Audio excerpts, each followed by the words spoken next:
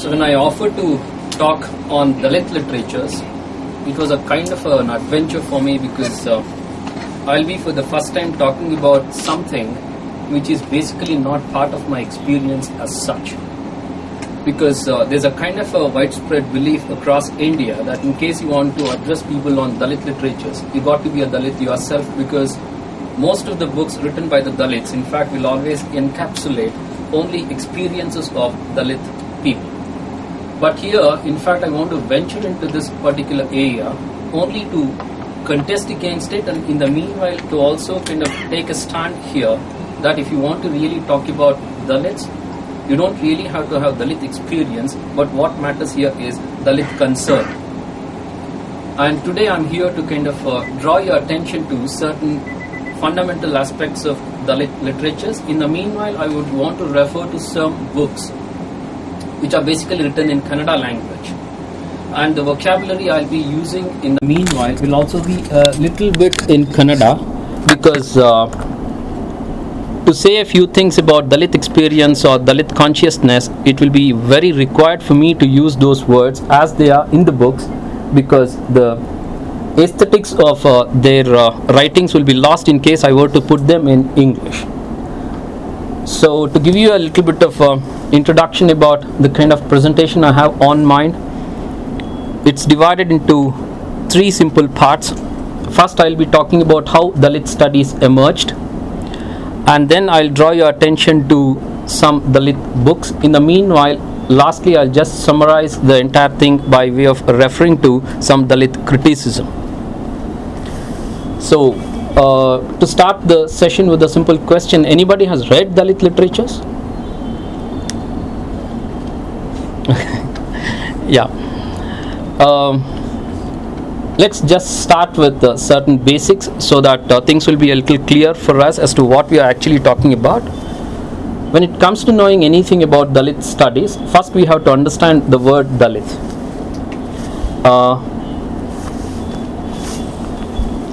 Basically, it's on?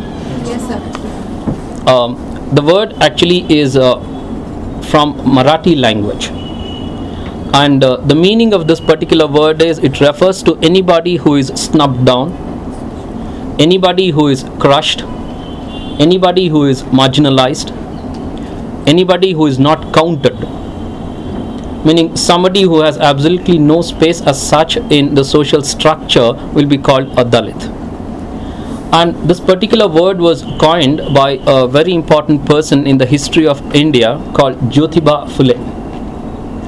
And he kind of coined this particular word purely because he had certain experiences which in fact were really heart-rending for all of us.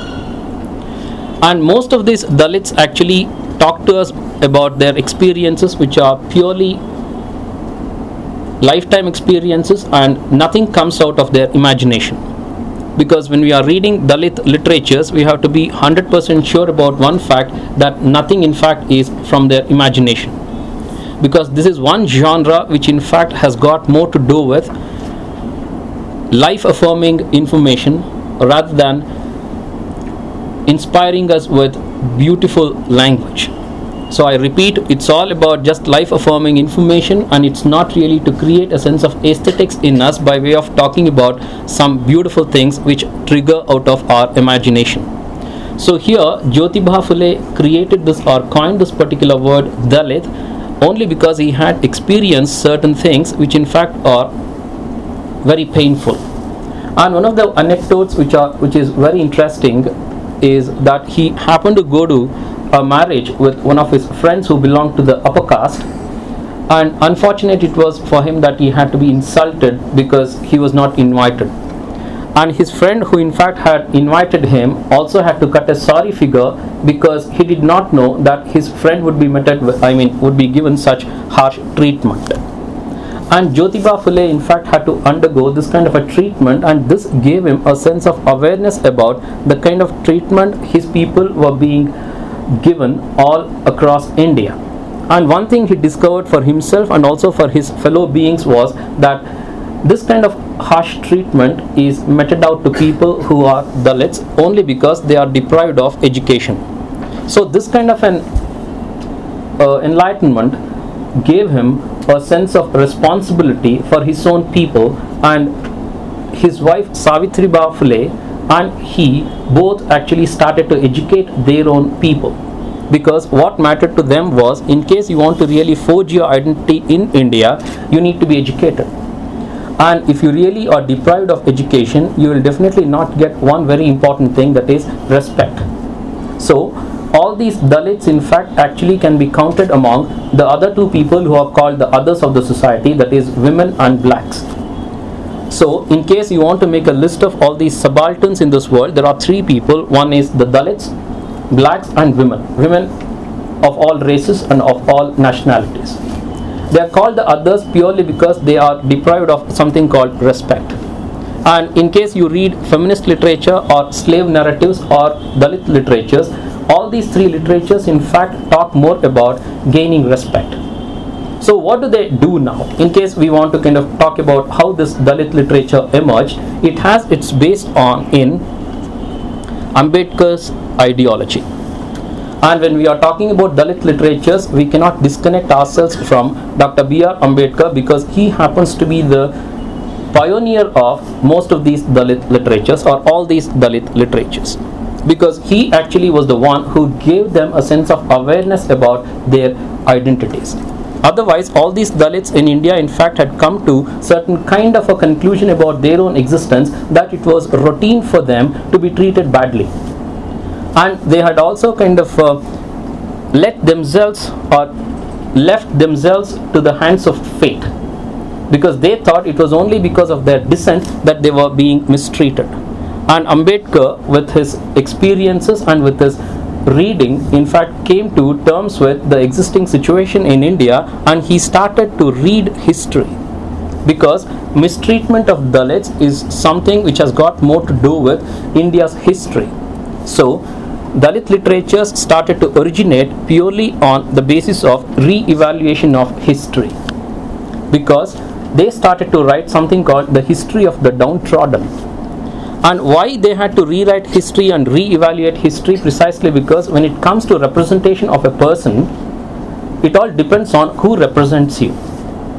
And here Dalits were all represented by the upper caste people, and because of their hegemonic dominance, they had in fact marginalized the Dalits as somebody who was the other.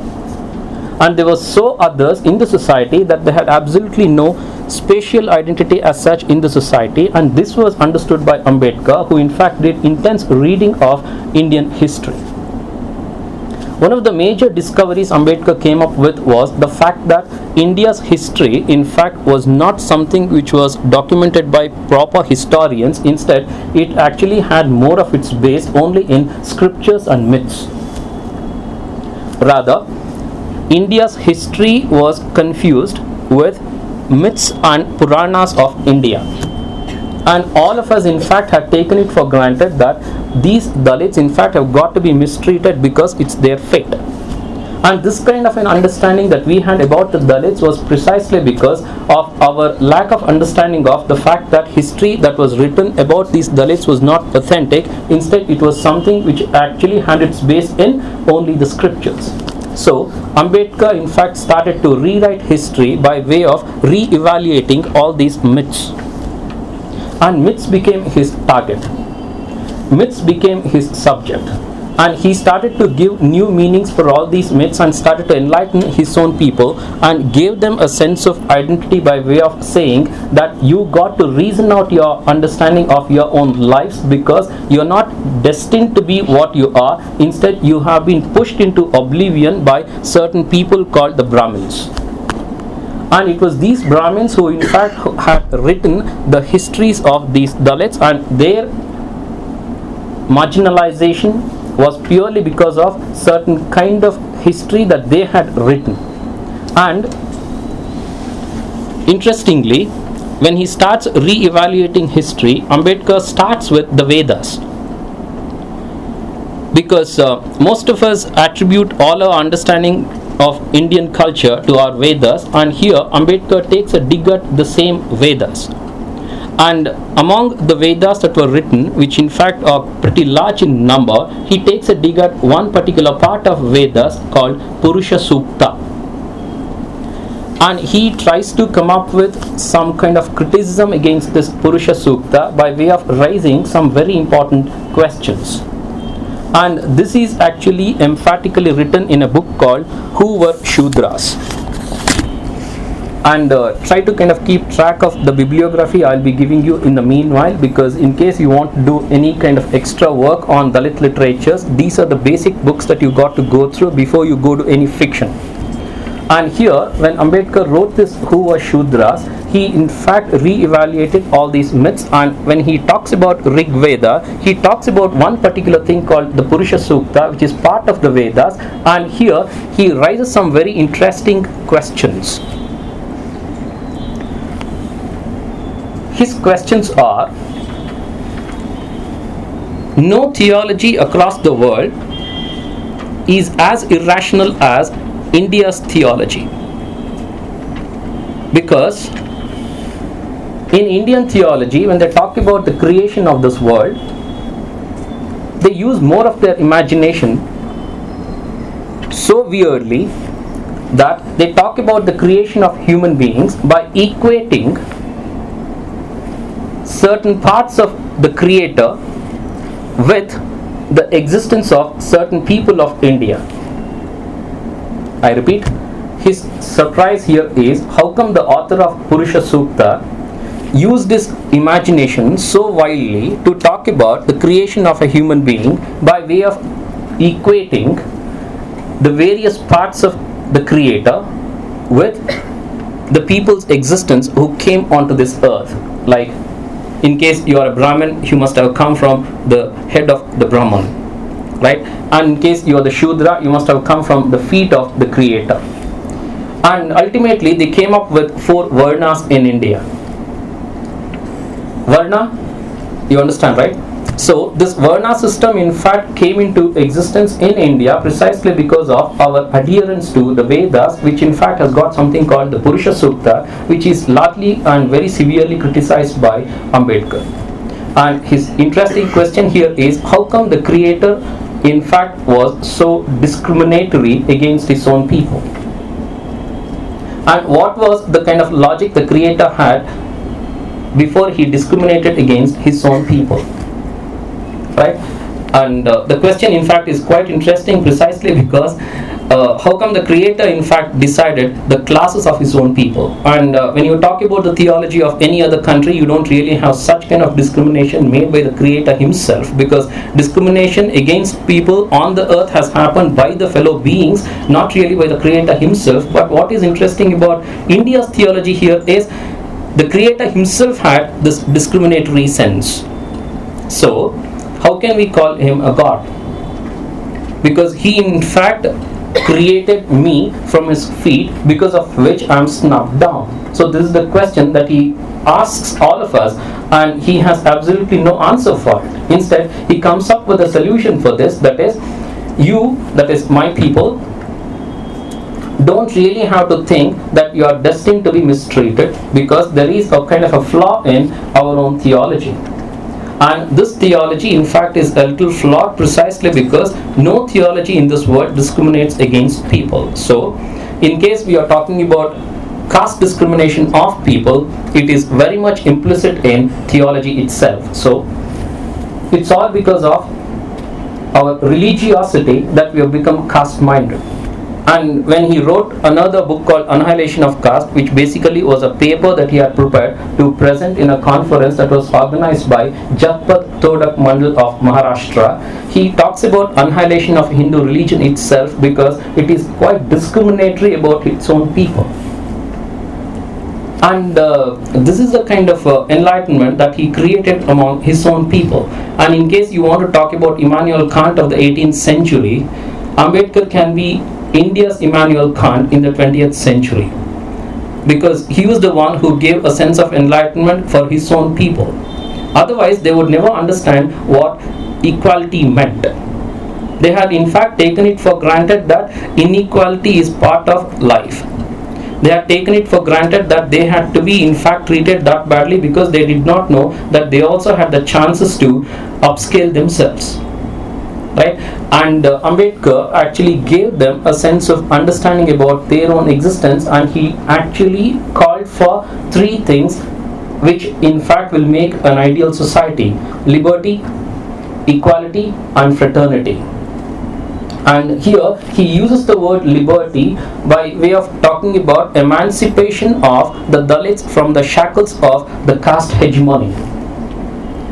And from there you got to emancipate yourselves. Don't you ever think that you are supposed to be mistreated because you are born here into a particular caste.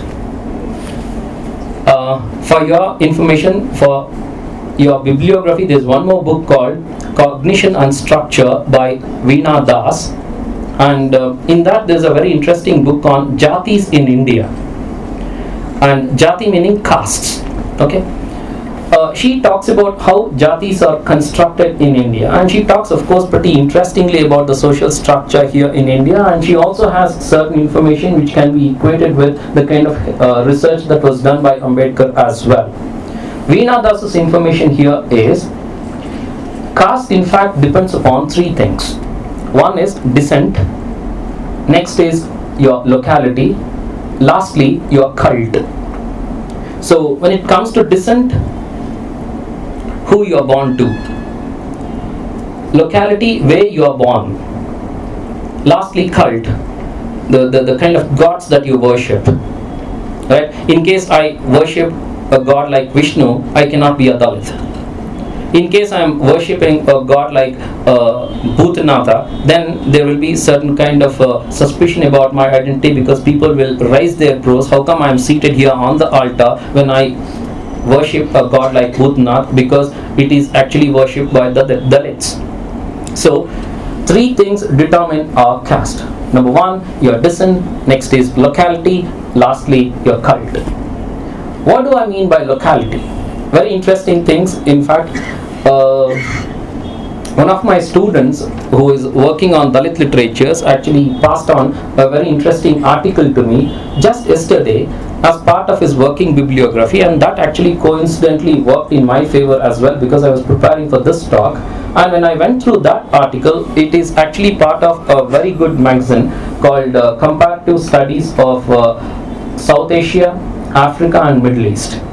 And in that, the article is all about order and order in Indian structure. Order. You understand order, right? The researcher in this particular article talks about spatial identities of the Dalits. Because Veena Das said something about locality being one of the determinants of the Dalits' existence in this world, you also have to understand what locality means, and this particular article has got some interesting information input about the localities. The Dalits' localities are identified not by areas but by stench, by the odor. And this article in fact was not written sometime in the 1950s. Instead, it's a very recent article written very much in the Esther years, that was in 2012. And all of us would actually wonder about the existence of caste discrimination in India even today, but unfortunately it is very much rampant in some parts of India, and this particular researcher did his survey in Uttar Pradesh. And when he went to a small village, he in fact was accompanied by an elderly person who was showing him around the village, because he was a researcher. He had to collect some data, information for his article, and this elderly person in fact was giving him all kinds of information. But most part of the information he gave the researcher were all interesting, because he had never expected himself to be given such amazing input about the locality of a particular person being identified by the smell. And this was quite puzzling, intriguing and also ununderstandable. And he asked this elder person, like, what do you mean by identifying somebody's locality by the stench? Then the answer was very striking. supposing it's a Dobie's area, you'll easily come across a stench that emanates from, or that is emanated from, the half-dried clothes and some kind of a soap that they use. And the smell will be so all pervasive that you can easily make out that you're walking towards the Dobie's area. Oh, great. How do you identify other castes? If it's somebody like Holayas, you'll easily make out their area because they smell of filth, human excreta, right? And some of the caste is identified by the cow dung, and these are 100% locality determiners because you cannot get such stench elsewhere. The kind of smell of the soap and the half-dried clothes that you get in the Dobie's areas can never be found in any other area. So when it comes to the locality determiners of the Dalits, unfortunately the stench becomes a kind of a trademark for them. And the article actually becomes extremely interesting in the latter half of it, because the researcher says that the Dalits or even the Shudras have absolutely no hesitation about smelling like that. And they actually refuse to become part of the bourgeoisie social order of the society because they think the stench makes them. They think the stench is the major distinguishing marker to forge their identities. And it is here that they show their rebellion. Right? When you understand the kind of rebellious attitudes of the Shudras or the Dalits in their writings, you find that rebellion which is very comprehensive. There is that rebellious tone, and in the meanwhile the kind of language they use also will be a little rebellious because they rebel against the established order of the usage of the language in literatures. They kind of break through everything that is part of the establishment. So in a way, when you understand Dalit literatures, you should understand that it's all about being anti-establishment to a large extent, because they have got their contest or contention against the establishment itself, because there is a flaw in the very establishment, and this in fact was emphatically told to them by Ambedkar himself. In case you want to really become quite emancipated from the shackles of all these social orders, you should understand one thing, that is, make sure that you emancipate yourselves fully, because the social order is completely flawed. He asked them even to come out of their religion and adhere to Buddhism, only because this flaw which he found was almost irreparable. It was found to be almost irreparable, because interestingly, the people who are the causes behind the flaws in the social order actually form only 5% of the population of India. When you are talking about the flawed social order, these people actually form only 5% of India's population. But if you talk about their strengths in fact are precisely because they had got their patent on education. And Ambedkar in fact realized the importance of education here at this particular juncture, when he got to know that if 5% of India could dominate over the rest of us, it's only because they had got the patent over something called education. So his call for his people was, in case you want to really emancipate yourselves from the shackles of this religion, make sure that you move to Buddhism, and in the meanwhile, if you really want to become emancipated, it's only through education. So he gave a call for three things: educate, agitate, and organize. Ambedkarite ideology: educate, agitate, and organize. And these three words in fact come out of Ambedkar's books and Ambedkar's voice, precisely because he had experienced such caste discrimination, and he did not want his people to become part of this caste discrimination anymore. So when he wanted to really enlighten the people, he had to do this a little emphatically, and he did that with his books, he did that with his talks, he did that with his struggles. And from then on, the Dalit literatures started to originate. Right? And one or two things about another book called Annihilation of Caste.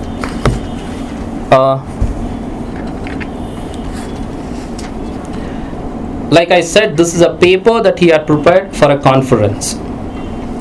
And the people who had invited Ambedkar to present a paper on castes in India, in fact, had determined to eliminate caste system from the face of India. I repeat, the organizers who invited Ambedkar to this particular conference were determined to eliminate caste system from the face of India. So Ambedkar basically was very happy by this invitation, but there was also a certain kind of suspicion in his mind because the organizers were of the upper caste. So there was a kind of an irony that was implicit in the very organization of this conference, because the people who invited actually were part of the conspiracy against the Bahujanas, that is the Dalits. And how come these people in fact have made up their minds to eliminate caste system from the face of India? Anyhow, he gave his consent and he wanted to become part of it, but there was a small condition that those people had laid. Before you kind of present your paper, we would want to first take a look at your paper and then you might make the presentation. And when Ambedkar sent them the paper, then started the real fight. They wanted the paper to be edited because Ambedkar had called for annihilation of caste. Annihilation meaning complete destruction of caste by way of destroying the very religion itself, because the flaw lies in our own religion. And these people were completely shocked by this kind of an adamant stand that Ambedkar had taken, and they actually had marked certain passages on the paper, and they wanted Ambedkar to just edit out those passages, and the other passages were okay to be presented. And unfortunately, the entire episode had got a kind of a paradoxical end to it, because Ambedkar could not make the presentation. Instead, he had to publish this with great efforts so that it could be of some use for his own people. So the story here goes like this: it was not presented in the conference, and unfortunately Ambedkar, whatever he had on his mind, in fact had to somehow reach out to the people by way of publishing his paper. But he had one problem before he published it, because how will his people understand it, because they were kind of uneducated. And if he wanted to publish this particular paper, he could have done it million times, and he could have written written millions such papers. But he had one issue here to address himself on, that is, how will my people understand when I publish a paper of this kind, because they can't read. But anyhow, he had no other go, he had to publish it. Some issues of this particular book. People talk about economic reformation, and here we are now living in a particular era where there is this development that is used largely, right?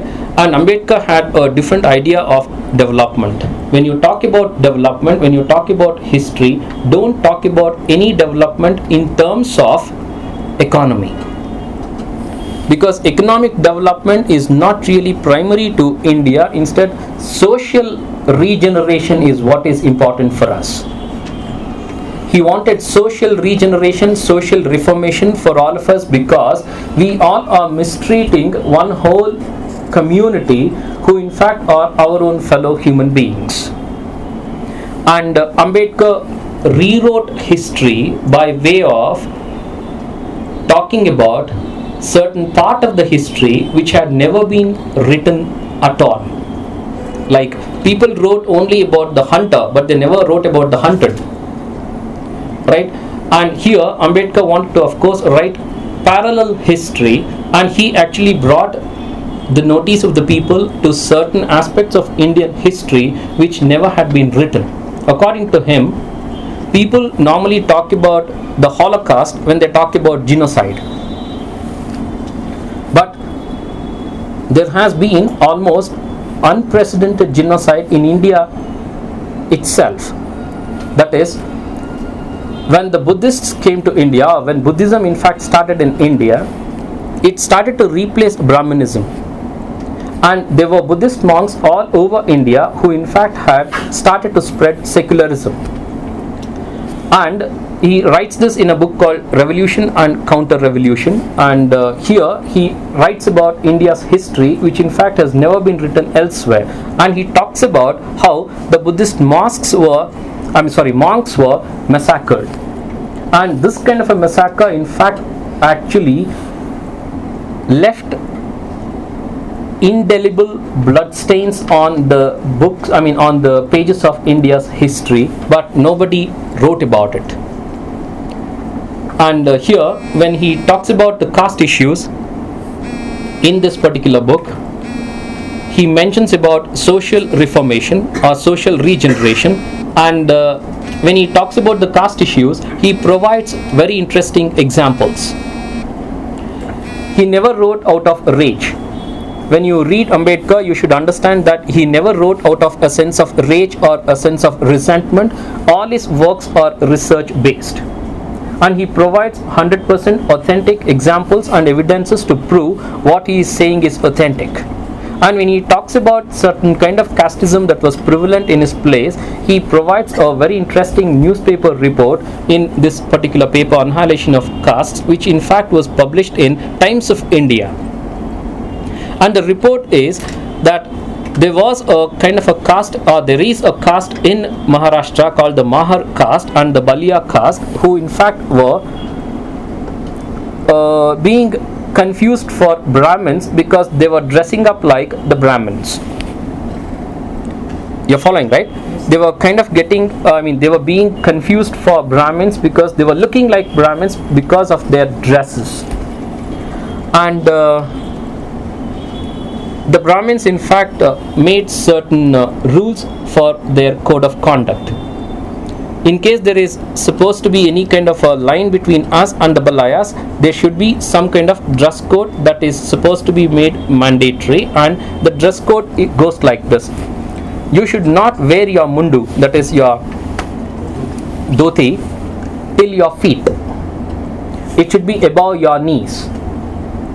And when you say good morning or good afternoon, or when you wish anybody, your greeting has got to be done by way of bending over your waist. You cannot stand upright with your open chest and say you are greeting to anybody. Instead, you got to bend over your waist. And when it came to the women, there were even more stringent rules that were laid down, and these rules in fact were actually made as part of the code of conduct. And this code of conduct is interestingly mentioned even by Veena Das as well in the chapter called Jatis. The code of conduct was drawn up by the Brahmins for one very interesting reason, which is part of India's history. The anecdote goes like this. The Brahmins in fact are divided into several sects. There are Dvivedis, there are Trivedis, there are Chaturvedis. And these Trivedis and Dvivedis had a lot of cows with them. And the young boys of Dvivedi and Trivedi castes had to kind of take the cows out for grazing. And when they actually left the cows for grazing, they had to kind of be fed with some food, and the arrangement was such that there were some women around who had to feed these boys with some food. And when the boys had absolutely no work to do, they actually engaged themselves in some kind of fun romantic games with these women who are feeding them with food. This led to certain kind of promiscuous relationship with these women.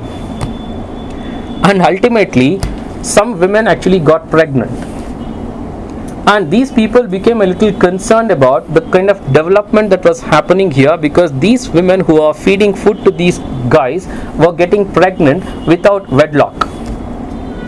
And if this continued forever, then there would be absolutely no social order, and the Dvivedis and the Chaturvedis and this Trivedis met and started to draw up certain rules. In case there should be any kind of order in this world, then there should be differences among the people. And these differences in fact have got to be written down, and these differences have got to be strictly followed. And those differences are, when we actually are performing yagnas, we should not do it for other caste people, because these yagnas are supposed to be performed only by us and for our own people, and the other people in fact do not deserve the blessings of these yagnas. Likewise, they also laid down certain other rules about marriage as well. and they spoke about one thing called purity. Purity can be somehow sustained only when you follow these rules, and in case you let yourselves be a little entangled with other caste people, then your blood will become contaminated. If you really want to somehow free yourselves from such contamination, make sure that you follow all these rules. And the rules became quite stringent for the Brahmins. In the meanwhile, there were parallel rules that were drawn up for the other people, that is the Dalits. And those rules are: you should live outside our localities, majorly. You cannot live with us. In case there is any kind of life that is supposed to be led by you people, that cannot happen in our midst. Instead, it has to happen very much outside our locality, and there is nothing like any spatial independence for you. You cannot own anything. I repeat, the Shudras and the Dalits were not given any freedom or liberty as such to own anything. Like I said, I would refer to some books of Kannada. There's a book called Nomad's Inscape, written by Kuppe Nagaraj. He makes a very interesting beginning to his book. He says, in this vast world, my father did not have even an inch space for himself to own it and to call it his. And this sentence, in fact, kind of has oceanic information about the crisis the Dalits have actually faced for centuries, because they were not given the privilege to own anything. And this is because the rules, in fact, were very stringent and they were followed very strictly. And how did they ensure that the rules would be followed? Simple. The rules were actually made by God, not us, is what they said. In case you really want to ensure for yourselves that some rule has to be followed, then that rule, in fact, has got to be attributed to your scriptures. Anything that comes from scriptures will always be obeyed. Anything that comes from scriptures will always be feared. And these guys, in fact, made sure that the rules were strictly followed by way of saying those things, by claiming that they were representing God. And the Dalits, in fact, followed all that pretty religiously, because they believed that those were the words of God himself. And they believed in something called fate. And this is exactly what Ambedkar hated. Ambedkar questioned. And when he took up Buddhism, or when he converted himself into Buddhism, he took several oaths.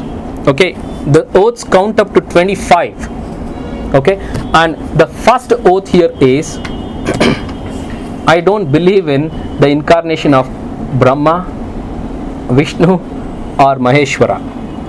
And it is this kind of incarnation which, in fact, has played the devil in the lives of all my people. And I want to tell you quite emphatically, quite audaciously, and quite assertively that I don't really believe in the incarnation of Lord Brahma, Lord Shiva, or Lord Vishnu. Right? And the same thing is reiterated by somebody called Sharan Kumar Limbale in his book Towards an Aesthetic of Dalit Literature. He writes about three things: Satyam, Shivam, Sundaram. Right? He calls them untruth, unholy, and ugly. Right? Satyam is not really Satya, it is untruth. Shivam, it's not really holy, it's unholy. And whatever you call beautiful is not beautiful, it is ugly. Because you call Satya, what is Satya here? Your scriptures. And all your scriptures, in fact, are not Satya, because no God would want to discriminate against his own people. So anything that you have said about the births of people, in fact, is all flawed. It's misleading, and it is untrue. So there's nothing like Satya in what you have said. And Shivam, it's not really holy. It is not at all holy, because how can you ever ask your own people to practice untouchability against your own people? Because according to Dalit critics and Dalit writers, untouchability is more violent, more brutal than racism. You think about this, you cannot touch a human being because he belongs to a particular caste, and untouchability in fact is supposed to be more violent. And when they talk about Dalit experience, and when they talk quite vehemently that others cannot write or talk about Dalit experiences, precisely because if you really want to talk about untouchability, you should be an untouchable yourself, and you should have understood what untouchability means. Unless you have undergone that kind of trauma, you cannot write about it, is what these Dalit writers say. We should understand that untouchability is something which is more violent than racism. So there's nothing like holy in the term Shivam, because you have untouchability as part of your structure. And ugly. You have made your own people clean up the excreta of other fellow human beings. It's ugly.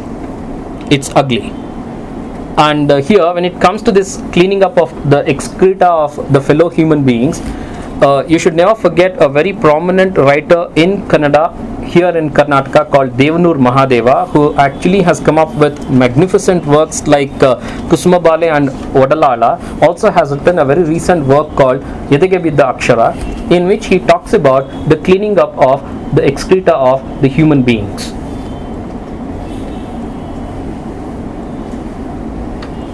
It's a book which has got short snippets. Okay, it's not a novel and it's not a big critical work. It's actually a series of his observations of this world. In one of the chapters, he speaks about the cleaning up of the excreta, and this actually comes from his own experience of having to do the same in his own house, where there was a certain problem in his washroom, and because of that he could not kind of get anybody to clean it up because he was against it, and he wanted to do the same thing himself.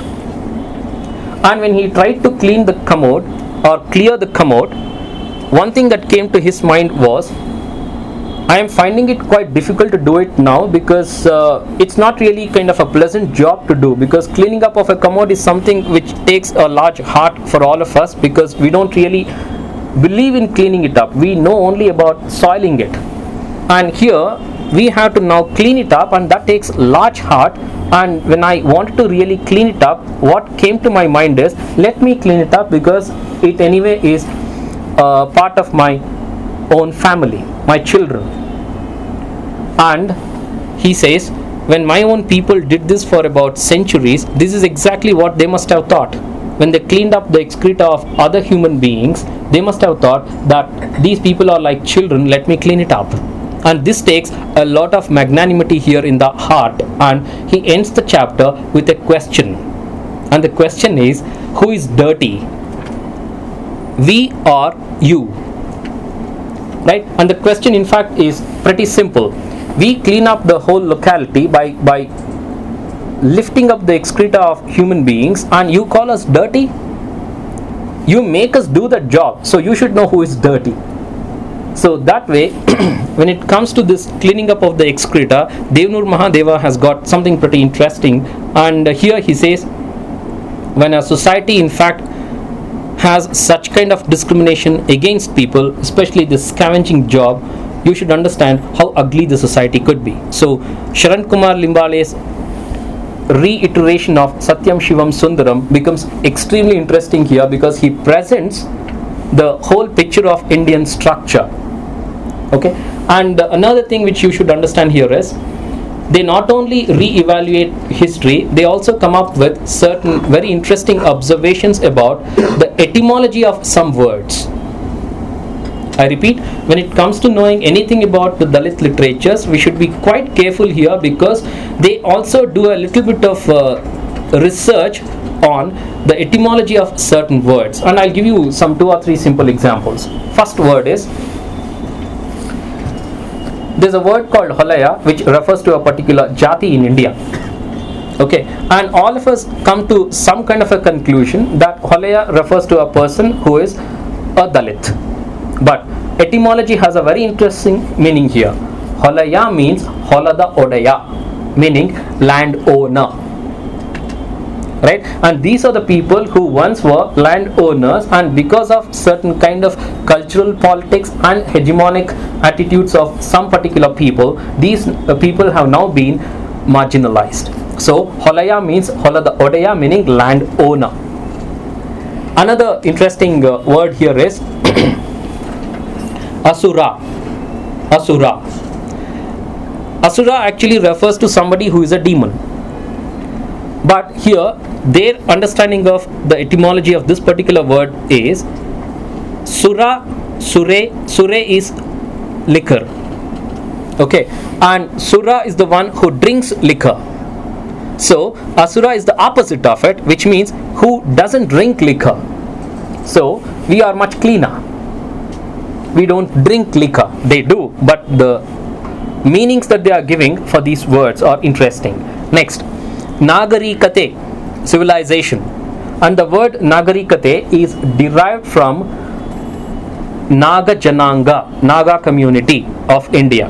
And it is believed that Naga community happens to be the oldest community here in India, and Nagarikate is a word which is actually derived from Naga Jananga.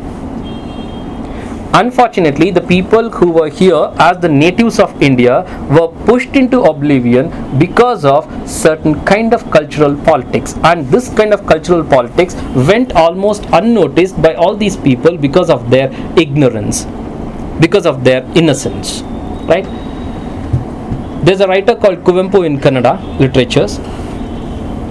He calls for some kind of cognitive revolution in Karnataka in a book called Vichara Mattu Samskrutige Kare. Okay, Vichara Kranti Mattu Samskruti Krantige Kare, or Ahvana. And this particular work in fact has some interesting input for all of us. Here Kuvempu is very, very vocal, very vociferous in saying that only 5% of Brahmins have pushed the rest of us almost to the borders, and we should understand that it has been possible for them not because of their strengths but because of our weaknesses. And our weaknesses have got to be somehow understood by us, and we should stop yielding to them. And he reiterates the same thing in his mega work called Malegalalli Madumagalu, in which there is a character who happens to be a church priest who addresses all the Shudra people and says something very vehemently. And what he says here is, you people have to stop considering the Brahmins as gods, and you should also stop washing their feet and consuming the same water as prasadam. And you've done it? Yeah, I understand that look. And it's a practice here. Okay, and you should stop consuming that as prasadam. And if you keep doing that, it means that you are yielding only to your own weaknesses, and you are actually giving a lot of scope for somebody who has been your master. And this master-slave relationship has to be properly understood by way of staving off your ignorance. And Kuvempu is one very important writer. Though was not a Dalit himself, he wrote out of Dalit concern. So in case you want to read any Dalit literatures, there are three people whom you have to read. Though they are not Dalits, they in fact have written pretty emphatically about their Dalit concerns. That is, one is Kuvempu, the other one is Shivram Karanth, the other one is U.R. Ananthamurthy, right? Because Kuvempu becomes very important for us because his work Malegalalli Madumagalu has got very important insights about the lives of Dalits in his place called Malenadu. I'll give you a small example.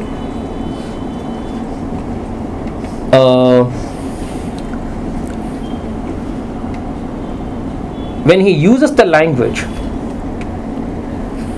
he uses two different levels of language in his book. One level of language for the upper caste people, the other level of language for the Dalits. When you read the book, you will understand that the upper caste people in their language have something called authority. So it's called the language of authority. And when the Dalits speak, there is a lot of humbleness there. And this humbleness is caused because of their lack of education, lack of property, and lack of social security or social sense. And whenever these upper caste people address the Dalits in the whole novel, they use a word called Sulemaga, called bastard. Right? And the word in fact becomes very interesting here because the word bastard is coined for them. I repeat, the word bastard is coined for them because bastard is the one who has no father, or parents, who has no father. And this kind of a situation in fact was caused in India because all these Dalit women were treated as slaves and their masters would own their bodies too. And because of their ownership over the bodies of these Dalit women, the Dalit women would get pregnant and unfortunately they would remain as single mothers without having to tell the outside world that the father, though is known to them, cannot be revealed to the world. So these kids would be ultimately living their lives without knowing who their Janaka is, that is the father. So the word bastard actually has a specific connotation. It is not a random word used to just swear at people. Instead, it has a very specific religious and caste connotation. And the whole novel is replete with such usages which are specifically used on these Dalit people. And Kuvempu in fact is unhesitant in using these words abundantly because he wanted to somehow educate all of us that this is the kind of life these Dalits have lived. So when it comes to Dalit consciousness, keep this in mind. The Dalit writers are writing with the sense of Dalit consciousness only to educate their own fellow Dalits. In the meanwhile, it's a kind of an alarm for all of us, the non-Dalits, that we know that we are being exploited. We know that we are being mistreated. We know that we are being unjustly treated. So when it comes to knowing anything about Dalit consciousness, don't forget Dalit consciousness is nothing but knowing about their existence and rewriting about their existence to claim for some social space.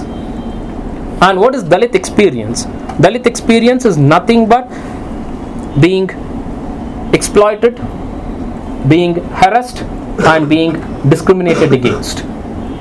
Right? And what is part of Dalit experience? Nothing but deprivation. What are they deprived of? They are deprived of almost anything that is part of our life. I repeat, they are deprived of anything that is part of our life.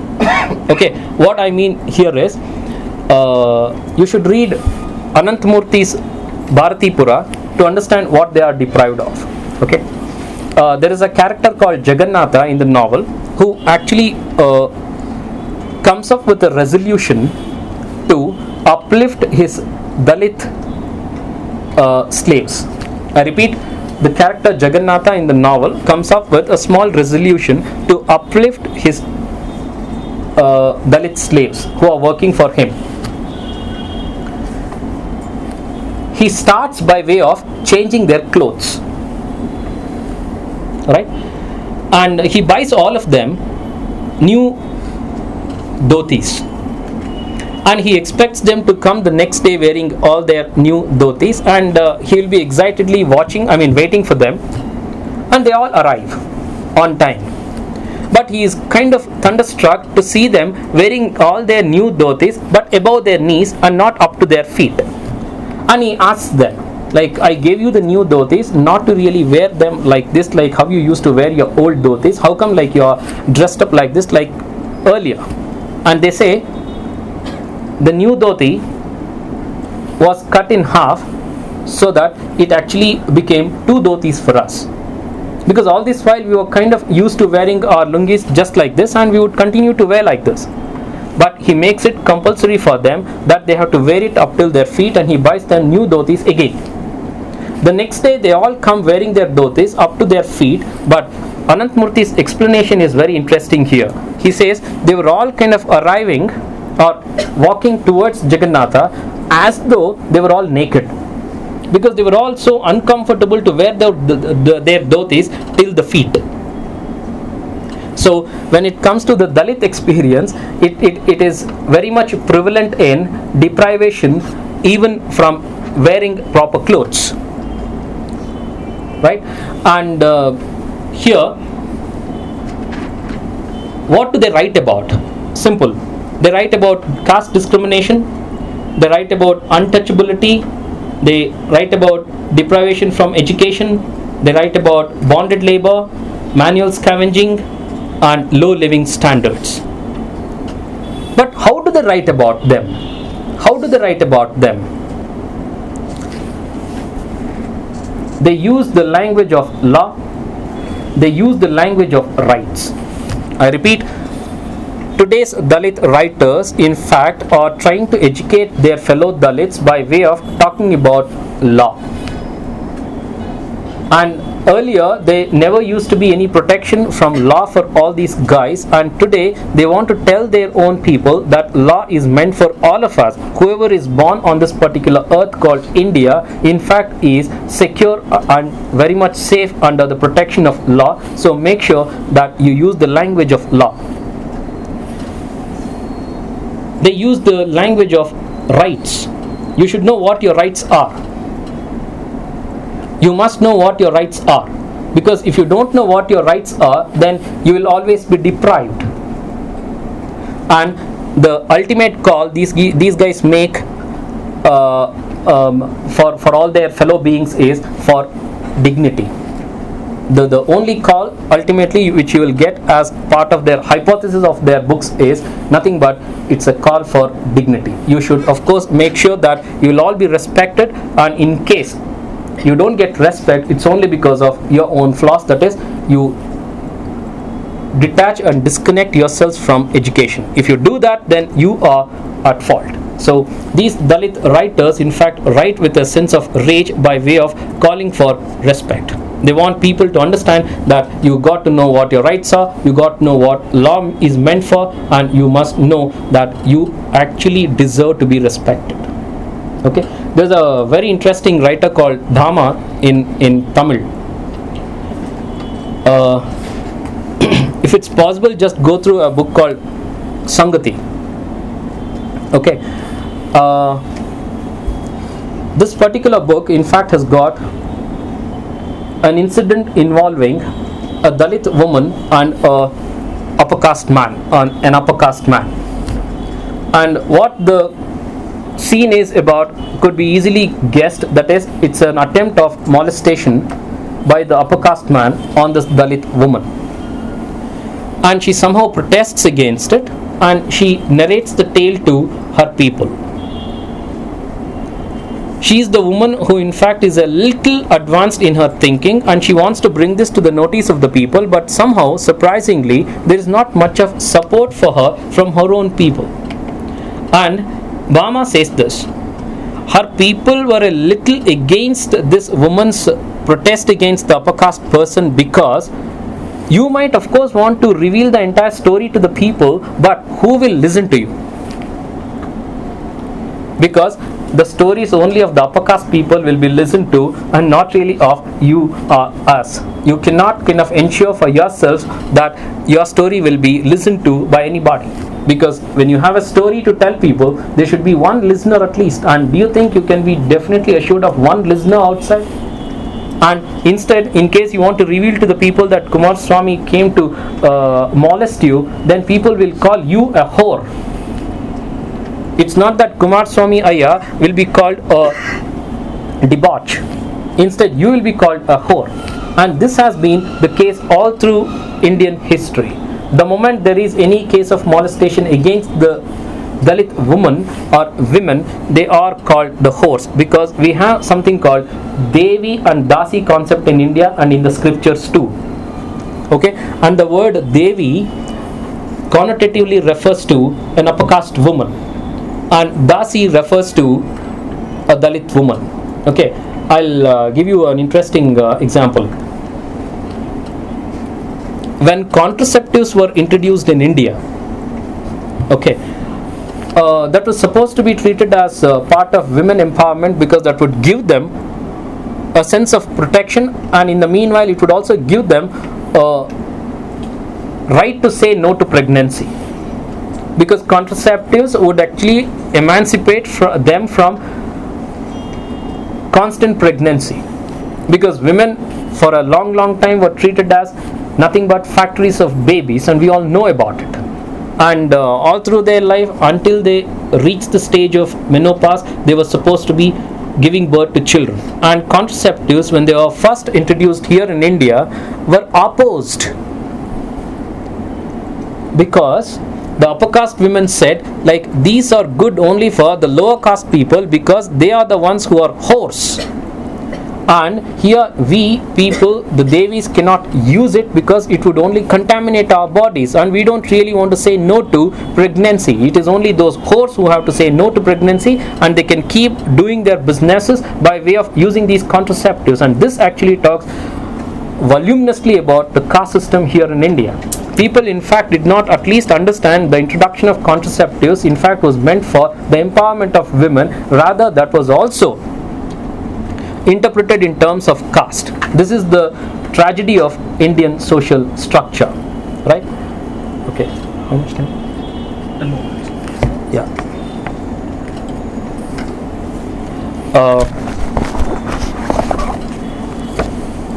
There's a book which I wanted to refer to, and I'll do that quite quickly. This is a book that was given to me by a friend of mine who in fact is putting this into English. And he wanted me to also kind of go through this book and also give him certain kind of a feedback, and I found the book quite interesting for one reason, that is, what actually dominates the entire work here is the component of hunger, right? What dominates the whole book here is the component of hunger, because when you read a work by an upper caste person, you will find other things dominating the work, but not really hunger, because hunger has never been part of the upper caste experience. Hunger has been part of only the Dalit experience. When you talk about Dalit experience, it is hunger which matters to them, because they have gone through hunger for everything. And this book became extremely interesting for me because it is dominated by the component of hunger. And I'll refer to just one chapter here from this book. When this guy, the writer of this particular book, finished his high school, he had to join the college.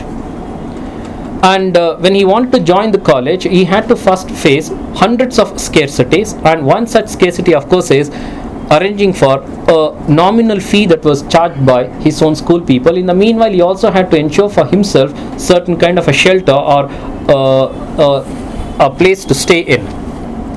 And when he was given a seat in the hostel, he calls the hostel a Punya Bhumi, because it gave me shelter. And when he started his career in PUC, he in fact was in a state of constant excitement, because suddenly there was a sort of perspective that was being constructed in his own mind about the entire world, because all the while he had thought that there was no space for these people in this world. And here, when he got the seat in the hostel, he in fact had to give himself a sense of consolation that there is also something called hostel, called Punya Bhumi, for people like us, right? And here he joined NCC when he was in college, not because of his interest in NCC. He says NCC in fact became interesting for one reason, that is, all these NCC guys were given masala dosas after the march past. And this actually looks like a laughable for us, because masala dosa is something which is part of our daily experience, but for a person who in fact has eaten only ganji all throughout, masala dosa becomes a luxury, something which can be only dreamt about, not really eaten all the time. And here, in case you enlist yourself among the NCC cadets, you will definitely be treated to a plate of masala dosa in the evenings after the march past, and that becomes the major attraction for him to join NCC. And he just goes and joins NCC only with the dream of eating his dream food, masala dosa. This kind of description will never be found in other works. You can find this kind of description only in Dalit works, because they write straight from their experiences. Like I said, it's not from their minds.